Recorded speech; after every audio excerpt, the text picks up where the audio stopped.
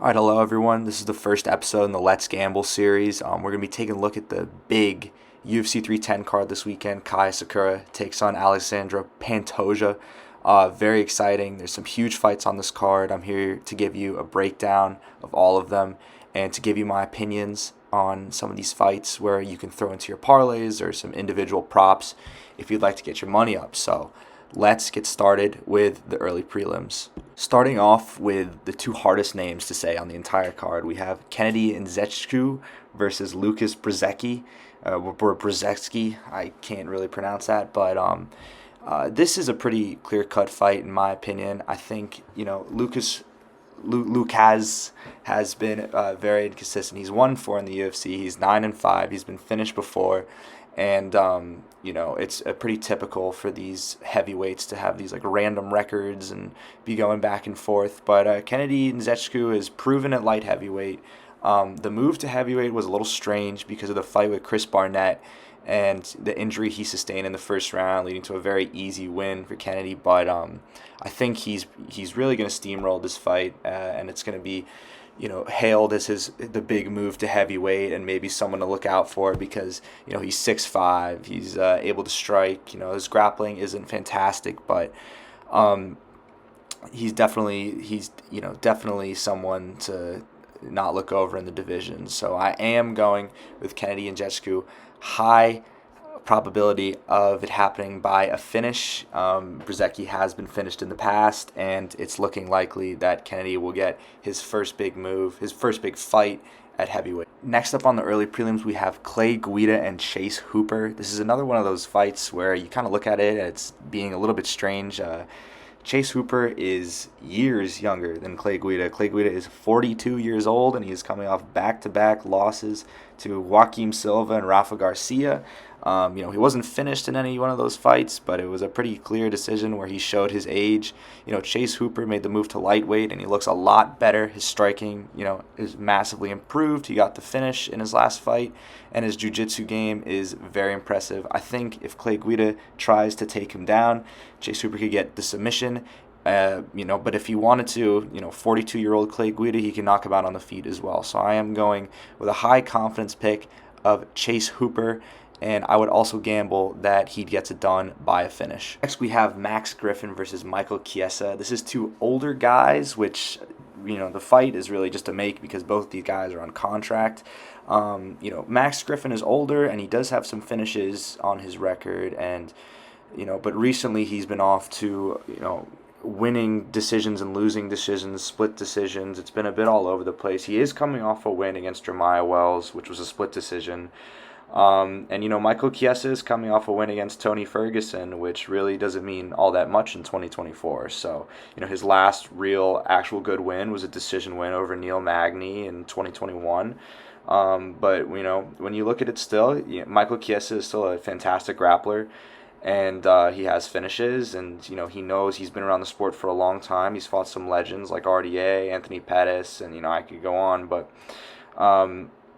with these older guys, when they fight, I think it's important to remember that they are both older, and the damage that their bodies have gone on really could make for anything could happen at any moment. So I am going to pick Michael Chiesa just because of his resume, and him coming off a submission win might give him the mental advantage, but my confidence in that is low. I think Max Griffin could definitely knock him out and finish him also. So it's a close fight only because they are the ages that they are.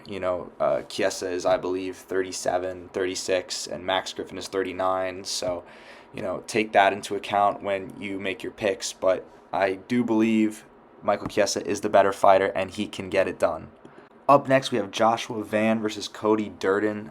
This is a step up in competition for Van after his amazing fight with Edgar Chairez in the Sphere. That was a great fight. It was him coming off of a pretty brutal loss to Charles Johnson where he got caught, and it was a great comeback to see. He showed a lot of heart, and he's quickly becoming one of my favorite fighters. He's a very hard-hitting 125er. And Cody Durden has been around for a long time, and he has been very successful in the UFC. But he's also been finished. He was on a long win streak. He won against Jake Hadley, Charles Johnson. He had earlier losses to Muhammad Mokaev, who who is also a huge talent. So he's not a top 15 talent right now in his career, and he's coming off of a big win against Matt Schnell, hit him with a ninja choke. But he has been finished by guys like Bruno Silva, and Joshua Van is a finisher. You can see it. He hits incredibly hard for 125 pounds, and I do think that he is going to get the job done. My confidence in that is high, and I think it's going to be by a finish. Up next, we have Chris Weidman and Eric Anders. Of course, Chris Weidman being the former champion, coming off the leg break. I've been a Chris Weidman fan for a long time. I loved it when he knocked out Anderson Silva, but he really just has not been the same since the leg break. He's 40 years old. He had a good win against Bruno Silva, but he was using eye pokes and, maybe not intentionally, but it definitely helped him in his decision win, a technical decision win. And then he lost pretty clearly to Brad Tavares. And if your aspiration to be at the top of the division again, you really need to get past guys like Brad Tavares. It's a strange fight. A guy like Eric Anders has also been around for a while. He's 37, 16-8. He had a win earlier this year over Jamie Pickett. It was a decision, but I believe he's 2-3 in his last 5. That being said, he is the younger fighter. He is younger by 3 years, and he does have 9 finishes or nine wins by knockout on his record. And when you get to 40 years old, your chin, like in the earlier when I was talking about Chase Hooper and Clay Guida, it really kind of goes. And I can definitely see Eric Anders winning this. I can see him winning it by finish, but I could also see it by decision. These are two vets who, anything could happen again. And I do think that this will be a tough task for Chris Weidman to overcome. Although Eric Anders was sick not too long ago, that's why this fight was canceled. So it'll be at a catch weight. I don't know how that's going to affect different aspects of the fight, but I can see Eric Anders getting it done. My confidence is that is medium. It could go either way. If Chris Weidman has something to pull out of the bag, I would love to see that personally. But just speaking from a factual standpoint, I could see Eric Anders getting it done. Getting into the prelims now, it starts off with a banger. This fight is so exciting. Brian Battle versus Randy Brown. Two guys who are just savages. I am a big believer in Randy Brown. I know he had that pretty bad KO loss, I guess a rear naked choke loss to Jack Della Maddalena.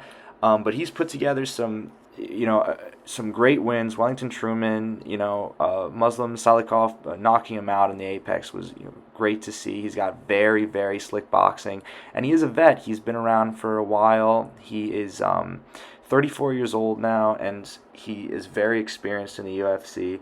And then, of course, Brian Battle is a savage. We've just seen it in his past couple fights. He's finishing guys. He can strike. He can submit people. That being said, his fight against Kevin Gisette in France was a little revealing of the fact that he might need some defense to work on. He might need to work on his defense a little bit, especially against a guy like Randy Brown, who is a very precise boxer and can take advantage of openings like that. Now, Brian Battle has lost in the UFC before. I believe he's destined to be a top 5 welterweight, but I do not see him getting past Randy Brown. My confidence in that is medium. He could totally prove me wrong. This guy's called a butcher for a reason. He can finish you, he can choke you out, he can knock you out. But I think Randy Brown has the experience to get around maybe some of the holes in Brian Battle's defense, especially after returning so quickly after France. I'm a big believer in Brian Battle, but I do think Randy Brown gets it done. My confidence in that is medium because everyone could be surprised here, but more likely than not, Randy Brown gets it done, and I believe if he does get it done, it will be by decision. Up next, we have probably the highest level fight I've ever seen on an undercard. I really can't believe that these two guys are fighting each other and they're not on the main card, but Movsar Evloev and Aljamain Sterling are facing off against each other, and in the beginning it was hard to say who the clear victor of this fight would be. It was hard to make a decision, but really look at all the history of all these Dagestani fighters who come into the UFC and you expect them to go up against talent that you think is going to be too much for them, and they succeed. Movsar Evloev is no different. He really has passed every test he's been giving. The fight against Arnold Allen was close, but you know, Evloev is not a striker at heart. He does come from the wrestling background, and Aljamain Sterling is really going to have to rely on every single one of his grappling tools, his backpack tools, as they say, to control the fight. And I just really don't see that happening. I think Evloev is too skilled on the ground and too skilled on the feet. Sterling has been finished in the past by guys like Marlon Moraes and, of course, Sean O'Malley.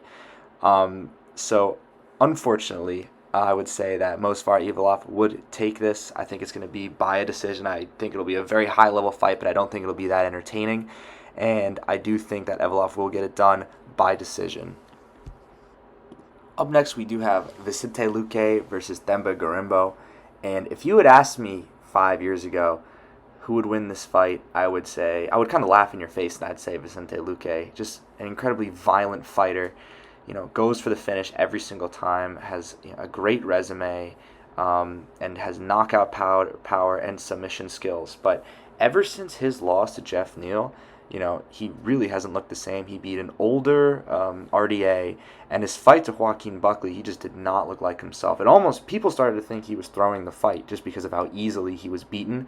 And, while I don't think that was the case, I don't think he really has that killer instinct anymore, unfortunately. One of my favorite fighters in the history of the UFC, but Themba Gorimbo is coming off some great wins. He just recently beat Nico Price and Ramiz Brimahej. Now both of those were by decision, and he has been finished in the past. But I just see him as the fresher fighter, the younger fighter with less damage on him. So I am going to go Themba Gorimbo, probably by decision, if not finish. It really depends on if the old Vicente Luque shows up. And anything could happen. I really hope, for my sake and for a lot of people who are watching sake, that Vicente pulls it off. But I do think that it is unlikely. Up next, we have Dominic Reyes versus Anthony Lionheart Smith. Another one where Dominic Reyes is definitely on the comeback. Of course, his loss to John Jones, we all know, kind of set him back, and he went through a horrific chain of knockouts, and he said he had a lot of health things that he had to get over, which honestly could be true, could be not. He knocked out Justin Jacoby, and pretty brutally in the first round, and you definitely saw some flashes of old Dominic Reyes, which would be very exciting to see. I think at his best, he's one of the most exciting light heavyweights on the planet, and his losses are maybe besides Ryan Spann, Jan Blachowicz and Yuri Prohaska were, losing to the top in the division, and I think he can definitely beat Anthony Smith. He's only 36, which isn't that old for light heavyweight, but he just has a ton of wear and tear on him over the years. He's coming off a loss to Roman Dolidze, who is a middleweight, and if you're getting beat as a light heavyweight by a middleweight, it definitely raises some questions. He does have the win this year against Victor Petrino, but it was through what seemingly was a fraud check. So, and then of course the loss to Khalil Roundtree as well. He's been knocked out. He's been finished. I think Dominic Reyes, I can pretty confidently say, is on the comeback. I could be proven wrong, but I really doubt it. I am going to take Dominic Reyes winning this fight. My confidence in that is high. And really, that's all the analysis of that fight comes down to. I just feel it. I kind of feel it in my gut that Dominic Reyes is on the comeback while Anthony Smith is on the come down. And so I think we are going to see some fireworks in that fight. And it's one that I'm very much looking forward to watch. Up next, we have, in my opinion, a banger fight. The Korean Superboy, Doo Hoy Choi versus Nate the Train Landwehr. Two very entertaining fighters. Doo Hoy Choi being one of the most explosive and exciting fights ever with Cub Swanson. This one, in the beginning, was another one where I didn't really know who was going to win until I started looking into it a bit more. Doo Hoy Choi obviously was away for a long time due to the mandatory military service he had to do. He came back with a draw versus Kyle Nelson, and then he knocked Bill Allego. I'm saying it wrong, sorry, but he knocked him out. Or he made him sub to punches.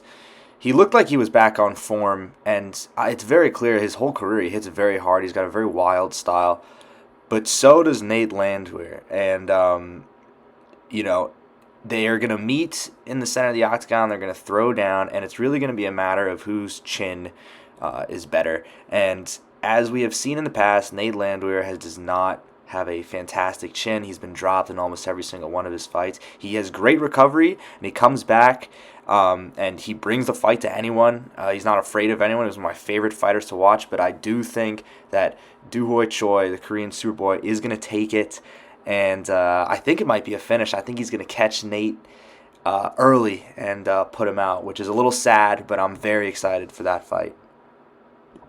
Up next, we have Kron Gracie versus Bryce Mitchell. This was very surprising to see that they put on the main card. I really was shocked to see that they put Kron Gracie on a pay-per-view card in 2024, especially versus someone like Bryce Mitchell. Kron Gracie is coming off a loss to Charles Jourdain, and that was a bit of a strange performance. There's a lot of butt scooting technique that really hasn't worked in a long time in the UFC. A lot of these guys now know how to get around that, like pure jiu-jitsu fighters. The only questions about Bryce Mitchell is that how has the knockout loss to Josh Emmett affected him?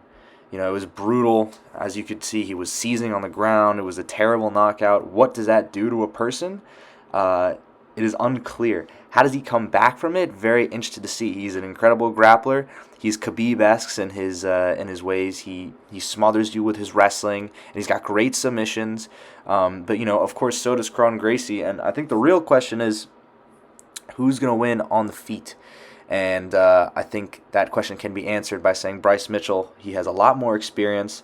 He even had some, minor success against Ilia Topuria, against avoiding some of his shots he was throwing some good shots, which was very interesting to see. And he'll also be able to neutralize any threat of submission with wrestling, his keeping Kron on his back.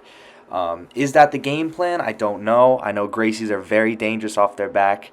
Part of the legendary family.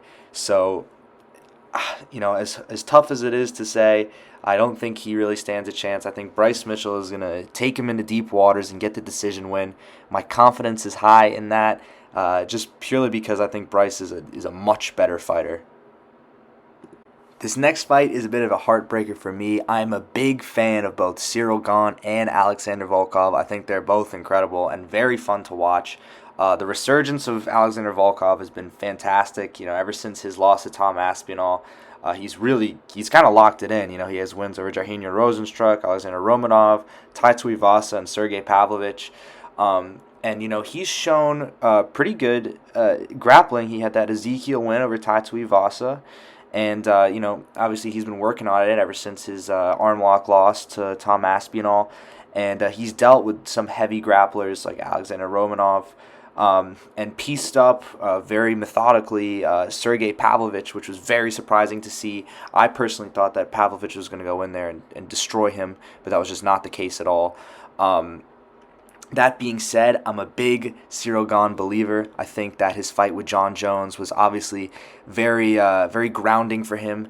He did not have the ground game that he thought he did, but these two have fought before, and Ciryl Gane did piece him up. He looks a lot more athletic. It's hard to say if he is, but he's very quick, and his striking is very crisp for as big as he is. And so I do think that that'll be a little too much for Volkov to overcome.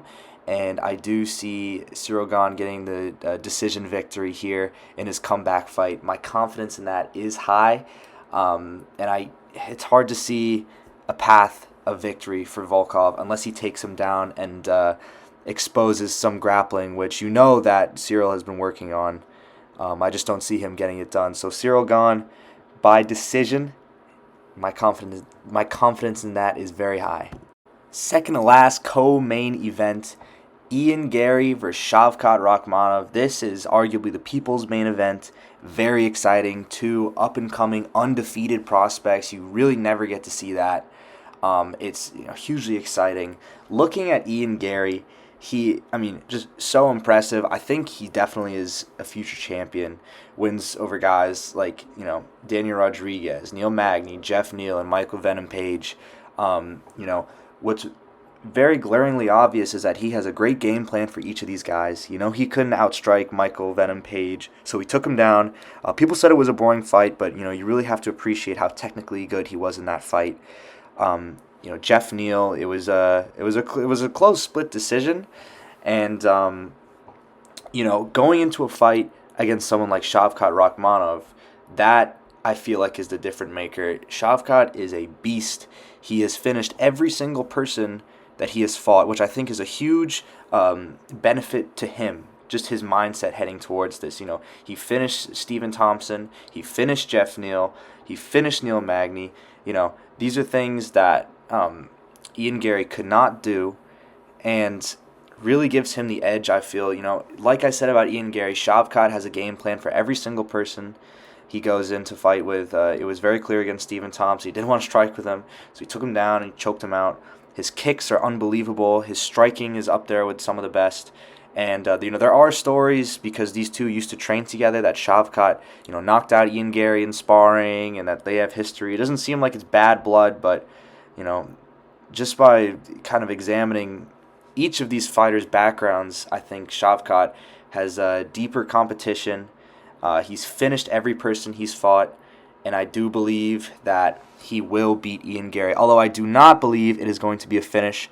I think it'll be a decision. I think Ian Gary is incredibly tough. He has great recovery, great cardio, very smart, and I think it'll be a very close decision with Shavkat edging him out as he goes on to fight for the belt.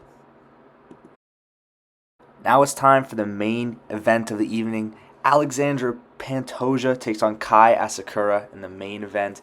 I mean, very, very exciting. A lot of things up in the air with this fight. First of all, who is Kai Asakura? He's the risen champion. He's a dog. If you've ever seen some of this guy's highlights, it's just finish after finish. He's got 13 wins by KO, 3 submissions. And he knows how to finish people. He's got vicious knees to the body. He hits extremely hard. He's got one-shot knockout power. And how is that going to affect a guy like Alexandre Pantoja? It's very interesting because Alexandre Pantoja, he may get a lot of hate.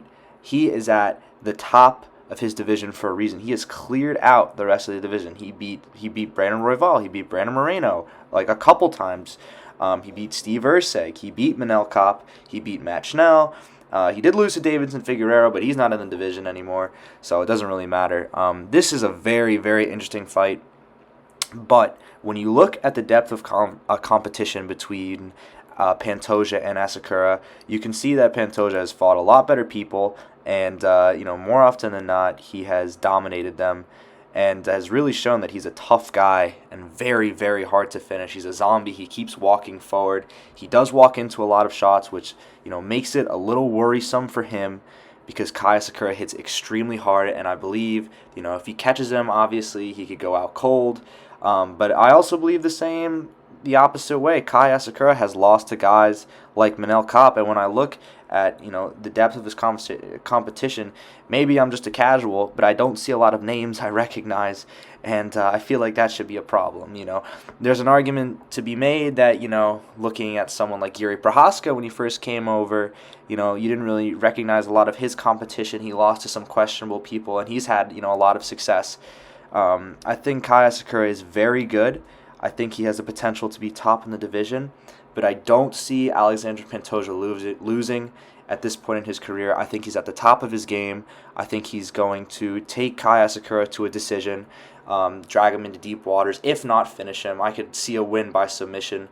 Pantoja's got great grappling, and my confidence in that is high. I just don't see Pantoja losing.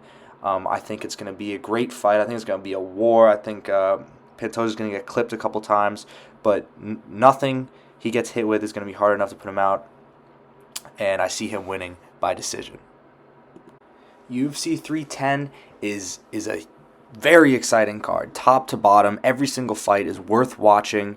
I think it's going to be action-packed. I think this is a card I'm going to sit in front of the TV for 6-7 hours and watch the entire thing, which is a great feeling because you didn't get a lot of cards like that this year. Obviously, you had 300 and some other ones, but not a lot of cards with this much depth, which is very exciting. I think all of my picks definitely can come true, make you some money, and if they don't, well, you listen to me, so that was your own wrongdoing.